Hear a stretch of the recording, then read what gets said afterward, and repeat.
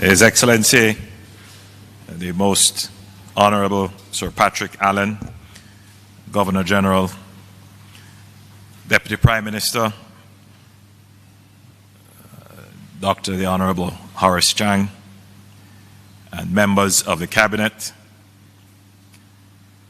newly appointed Ministers of State and Parliamentary Secretary, the Honorable Audrey Sewell, Cabinet Secretary and Head of the Public Service, and other government officials present, Pastor Dr. Merrick Walker, President, East Jamaica Conference of Seventh-day Adventists, family members and support teams of the newly appointed officials of government, other special guests, representatives of the media, my fellow Jamaicans home and abroad, good afternoon.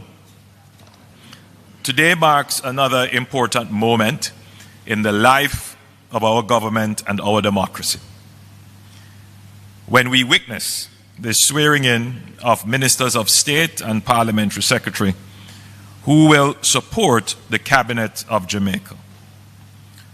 This ceremony is a public affirmation of trust, responsibility, but most important, continuity. But it is also a clear statement of renewal. Our government was returned to office with a clear mandate to accelerate the transformation of Jamaica. The people voted for performance over promise. And this meant continuation, because continuity is the scaffolding upon which progress is built. When we formed the new cabinet earlier this week, I heard voices saying, "Where are the fresh faces? Where is the renewal?" I want to say plainly, renewal is not an event. It is a process. Renewal is not about discarding experience. It is about harnessing and transforming yesterday's lessons into tomorrow's strength. It is about distilling the wisdom that would have been gained over years, even decades, and using it to light the path for new journeymen to embark. It is about being able to use the knowledge to identify the pitfalls and to accelerate our progress. It is not about replacing one generation with another overnight, but it is about forging a living bridge between the wisdom of experience and the dynamism of youth. Your colleagues in cabinet have accepted to continue, not because they seek personal accolades, but because they are committed to ensuring an orderly transition. They know, as I know, that Jamaica cannot afford disruption or drift. The major reforms we have undertaken in our economy, our education system, our national security, our housing and urban development programs are all at critical stages. These are reforms that cannot survive political whims or administrative chaos. They need stability and continuity to reach fruition. And yet, these very stalwarts are also among the first to say it is time to prepare the next generation. Some have already indicated their intention to retire from representational politics during or at the end of this term. For good measure, some, and very shortly, all will indicate their intention.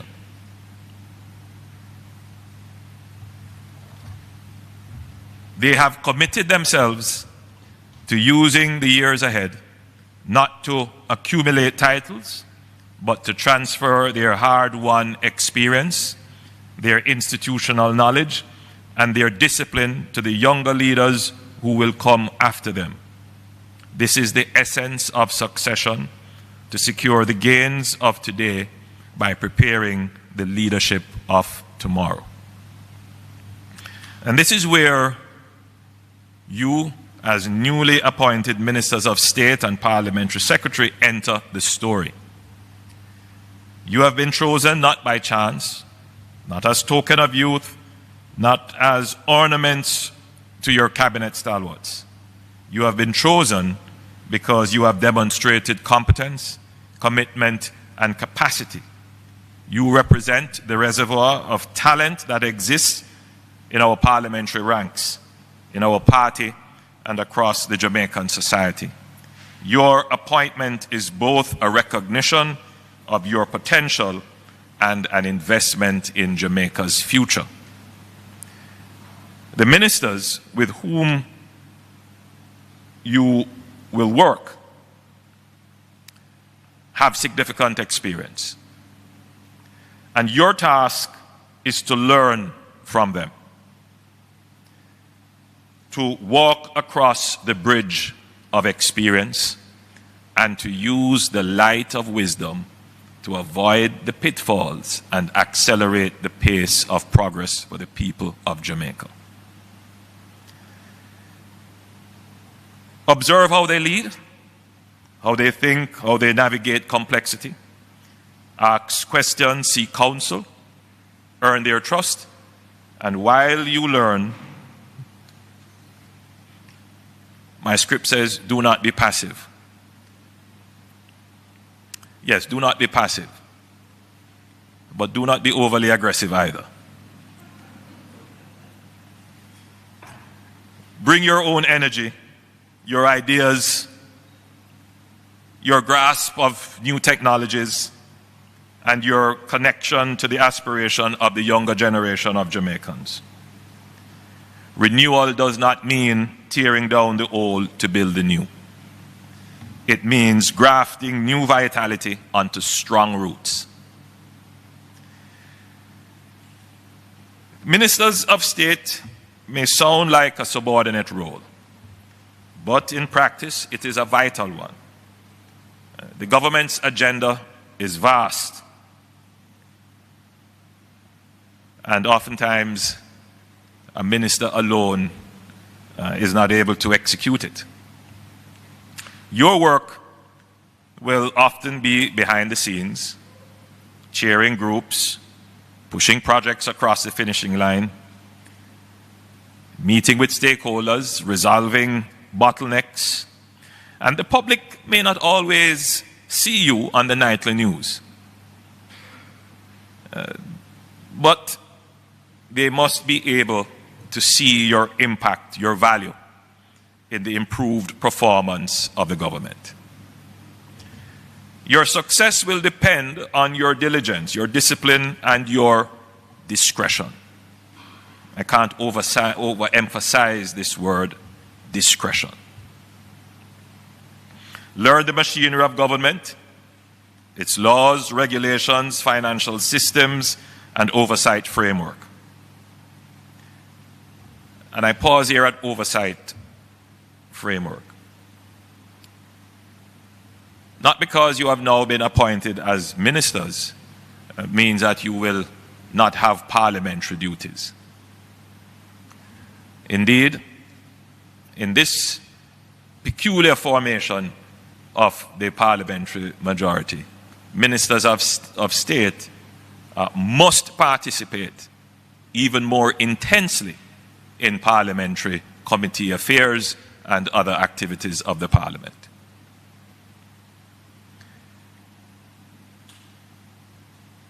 But as you learn government,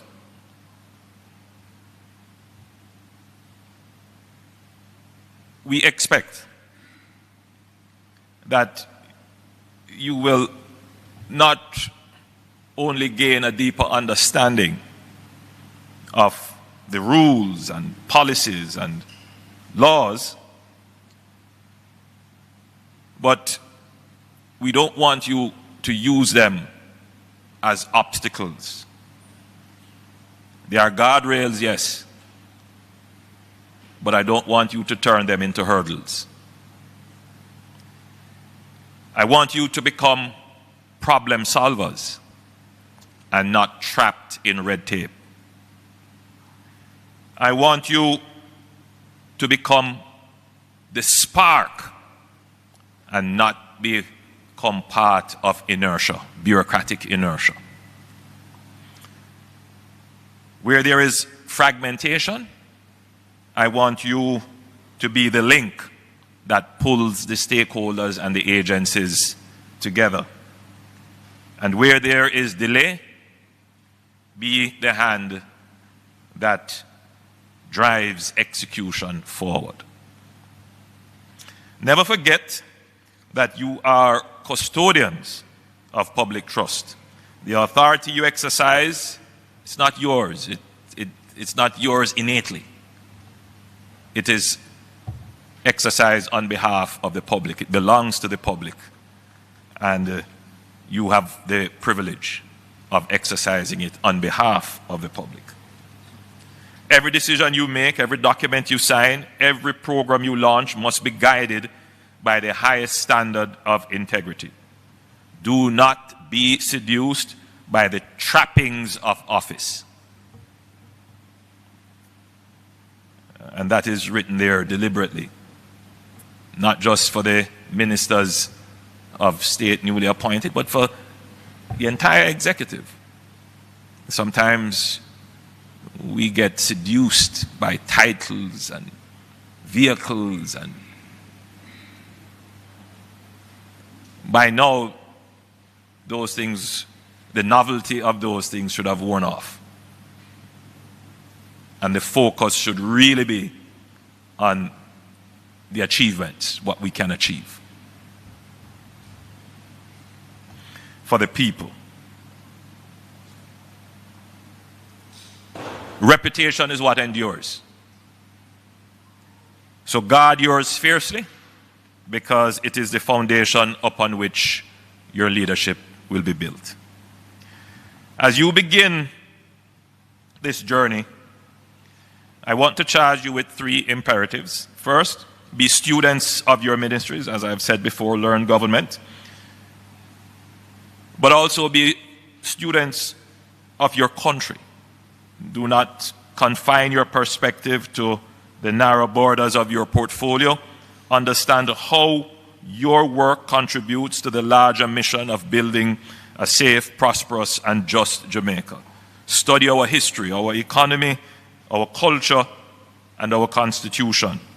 Know where we have come from so you can chart a better course to get where we want to be. Second, be close to your people. Let me say that another way. Stay close to your constituency. Never lose touch with the realities of those you serve. Walk the streets. Don't stop too long at the bars. Listen. Listen to the concerns of the people. Understand their struggles and their hopes. Policy is not an academic exercise. I mean, Excellency, I have your permission to digress a bit. Sometimes when I read the commentaries and the articles and the the public commentaries in the paper, I wonder if what is written in editorials and articles would be the same if they had the experience on this side. What sounds theoretically attractive may not make sense when it is practically applied. To be clear and to be very quick in my caveat, it is still necessary to engage in the theoretical, philosophical, and academic review of what we do. But that must be also balanced by practical considerations. So, when you sit in office and review reports, remember that behind every statistic is a human story. So let compassion and empathy be your compass. And this is, of course, not just for the ministers of state. It is especially the case for the ministers of cabinet. Compassion and empathy. And indeed, passion as well. Let those be your compass. Third, be builders of unity. Politics thrives on competition, and I know this. The public looks on and they may feel, we move along quite stably and not with much disruption. But competition is high. As all of you who are sitting here would know, the competition is high. And that's good. It's good for the government. Right? There is not likely to be any inertia politically. But governance thrives best on collaboration. The challenge is that competition usually ends up being a selfish pursuit. And that diminishes the collective effort. So, you will work with senior civil servants, technocrats, local government officials, private sector stakeholders, and civil society advocates. Treat them with respect.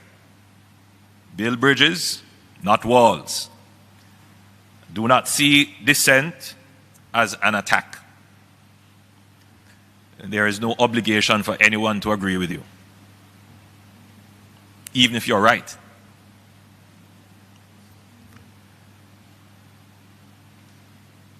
But see it as an opportunity to refine your ideas. Go back and refine your arguments and come again. Jamaica's challenges are too great for us to be divided by ego and partisanship. Our government is strongest when your egos bow to purpose. When we set aside self, what I would want, what suits me, what is best for me, and work together. I believe it was Aristotle who said the sum of the parts are greater than the whole. It is a mystery to others, to many, as to why the sum of the parts, when put together, would be greater than the whole. And of course, there is this thing called synergy. It's the dividend that you get from working together in unity for the greater good. At the end of the day, it's not about you. It is about the people. And I emphasize that. So, the truth is that the baton of leadership is already in your hands. You can carry it for only a stretch of the race, or you can decide to participate and hand it over at some other point in time. But the day will come when you are going to be running the last stretch of the race to the finish line. So we all have to be prepared to hand over the baton at some point in time. And we all have to be prepared to receive the baton. Let us have no fumbles in the relay of governance. So, that is why we are very deliberate about succession, and I've spent a lot of time speaking about succession and transition planning. I don't think any other prime minister has so openly spoken about this. But we are in a very unique period in our history. And we must be the intelligent organization that embraces it and treats with it with the sense of purpose, understanding, vision, and strategy that we have exercised so far in our previous 2 terms.